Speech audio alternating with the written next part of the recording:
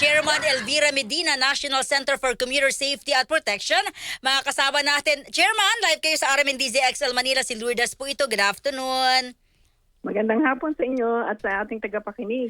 Ay, nako Chairman, meron pong panukala, yung DOTR. May shame campaign. Ito ba'y nakarating na ho sa inyo para po sa mga violators sa kalsada, mga commuters? May ulinigan akong ganyan, oo. Ano po yung punto ho Alam dito? mo, Opo. tayong mga Pilipino, kailanman hindi tayo nakilala sa pagiging abusado sa salita. Aha. Tayong mga Pilipino, nakikilala tayo pagiging maginoo. Yun man ay nagkasala ng malaki ay hindi natin ginagawan na ipinakikita natin na mas grabe pa tayo sa kanila. Hindi natin Ma'am Elvira, sa madaling sinisiraan. salita, hindi kayo sang-ayon sa shame campaign. For example, ako po ay rumagasa ako dyan sa busway na hindi dapat. Tapos ilalagay yung pangalan ko. Halimbawa sa social media, si Lourdes Escaros, wag tularan, pasaway na driver. So, kung kayong tatanungin, hindi kayo sang-ayon sa ganon? Meron tayo mga batas na nangangalaga sa ating katauhan.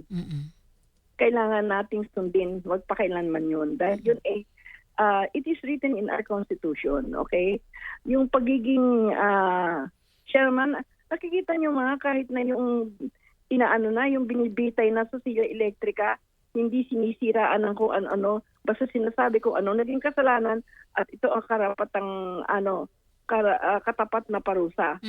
So, diyan sa nakikita ko, okay, nandyan sila, ibigay yung parusa na dapat sa kanila, pero para siraan mo pa, palalimin mo. Kasi we never can tell Baka kung minsan, yung mga tao, nagigipit lang, kaya gumagawa ng gano'n. For example, yung mga nagva-violate, sinasabi natin sa kalsada na masyadong mabilis, hindi natin alam kung ano yung nasa isip pa niya Kailangan kung mahuli yun, malaman kung anong nasa isip niya. Baka naguguluhan na siya sa pamilya niya. Kasi yan ay sign ng road rage Yung mga gano'n. Kailangan malaman natin ano yung psychological na status ng tao bago natin siya ibigyan ng parusa o anuman. Pero para patindihin pa, para i-shame pa siya, karamihan kasi ng ating violation, let's admit it. Ang violation nag-isisimula yan sa pagkagulo ng isipan. Hindi dahil dun sa personality niya na talagang, kaya ko ito, hari ako ng kalsada. Maaaring gano'n. So that means also a psychological problem, di ba? All of this redounds to psychological problem. Pero kung isi-shame mo pa yung taong yun, hindi mo siya tinutulungan maging mas mabuting nilalang ng Diyos. Chairman, sa inyo pong mga datas na nakuha, nakalap, kinaremember sa mga violators sa kalsada, talagang tulad ho nating, alam nyo na, nagko-commute, mga umaasa sa arawang sahod, o talagang marami rin yung mga VIPs, may pera, opisyal? Marami yun gano'n. Maraming nangyayari yun. Pero sa datos ng natin, yung sa road rage natin, yung nagiging reason pagkamatay ay road rage. It's a psychological problem. Karamihan ng nangyayaring sakuna sa kalsada ay dahil sa psychological preparation nung tao na nasa behind the wheel. At hindi na dapat pang ipahiya, no? Kung ano man po yung kanyang nagawa. Mag-worsen yun. Imbis na natin gamutin natin at iayos yung kanyang pag-iisip, ay diniin pa natin siya. Paano natin i-correct kung we will put another reason not to be correct? Chairman, babalikan tayo din nun. Opo. So kung kayo pong tatanungin para po maiwasan yung mga pasaway na mga motorista, dumadaan sa kahit hindi dapat daanan, yung mga tinatakbuhan, yung ating mga enforcer, ano po ba yung dapat gawin para mabawas-bawasan yung mga pasaway? Pag nahuli yan, padaanin nyo sa seminar sa akin. Ano pong gagawin nyo, Chairman? Dahil pag ako'y nagbibigay ng seminar, pinakikita ko yung mga taong namatay sa road crash. Yung nabutulan ng ulo, yung lumabas sa bintana, may mga picture kami niyan. Gusto mo bang maging mangyari to sa'yo? Ganun, ginugulantang ko yan Kaya kailangan, kung gusto nilang mayayos yan, ipadaan niya sa seminar sa akin. Kasi yung seminar na ginagawa namin, Drive for Life. Bakit ka nagmamaneho? Di ba gusto mo mabuhay ang pamilya mo? At yung mga sakay mo, gusto rin makarating sa kanilang hanap buhay. Mm-mm. So the main thing there is, ang pinag-uusapan natin buhay. Mm-mm. Kailangan maintindihan yan. Alam mo naman, dati ako assistant secretary, di ba? Opo, Sa ma'am. DOTR. Yes, ma'am.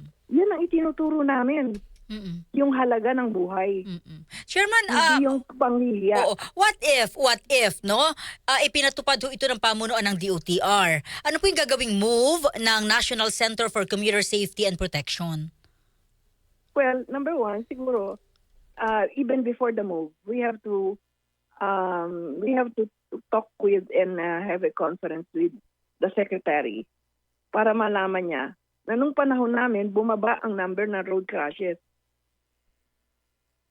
Pero hindi magiging solusyon ang isang negative move to a negative and fatal move. Mm-mm. Okay. Ano po niya Lalo mo sinishame. Opo. Lalo siyang masasama ang loob, lalo siyang magagalit. Mm-mm. Magagalit na siya sa mundo dahil pinahiya mo siya. Sa akin, the move is to put in his mind and his psyche that he is there to make a living. Lahat ng nandyan sa kalye, nandyan para kumita o habang nasa kalye ay papunta sa para kumita, di ba? Opo. Karamihan yan. They are there to make a living or to live. Kahit na yung mga bata na gusto lang pumunta sa isang pub o makipagsayahan, they're there to live their lives, di ba? Para masayahan sa buhay. Lahat yan, everybody on the street. Okay, Chairman. Yes, ma'am. Go ahead. Everyone in the street is looking at a brighter life. Chairman, as of this moment po, no, kung kayo po ang tatanungin namin, ano po yung inyong masasabi sa pamumuno ni DOTR Secretary Dizon? So far, hindi pa kami nagkakausap, so I don't really want to have any comment on how he's doing it, no? Mahirap kasing magbigay ng isang judgment sa isang taong hindi mo pa nakikita kasi hindi ko alam ang frame of mind niya. Pero sa nakita natin, sa kanyang ipinapanukala na yan, there's something wrong. Parang nakakalimutan natin na nakalagay sa ating constitution that the human person has to be respected.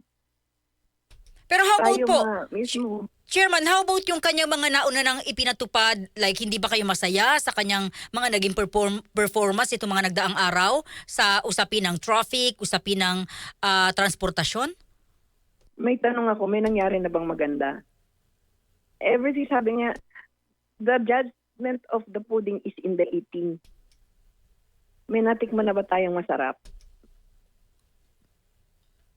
And that is the real that is the real measure ng isang performance. Kung naging mas maganda ba. Nung ako'y assistant secretary, bumaba ang road crash lalo na sa mga bus companies. Pinatakbo namin yung Drive for Life, pati sa mga jeepney drivers. Nakarating kami hanggang Benguet, hanggang sa dulo ng Cagayan, hanggang sa dulo ng Visayas and Mindanao para lang ipatakbo yung Drive for Life na yan.